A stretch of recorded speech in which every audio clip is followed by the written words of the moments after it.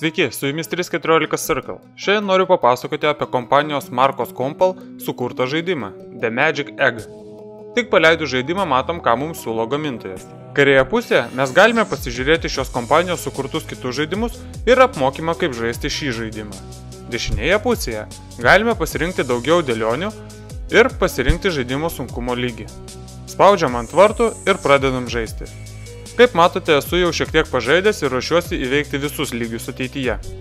Lygių išties yra nemažai, todėl ką veikti ras kiekvienas.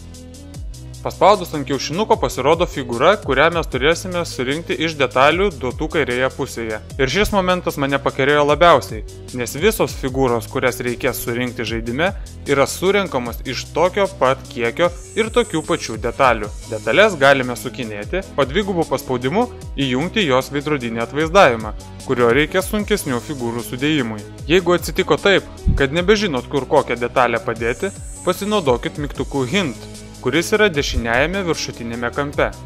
Piknaudžiauti jo nepatariu, nes taip žaidimas praras savo žavesį. Šiam kartui tiek, tad nepamirškit spausti like šiam video, dalintis su draugais, komentuoti ir būtinai susidraugaukim Facebook'e. Ate!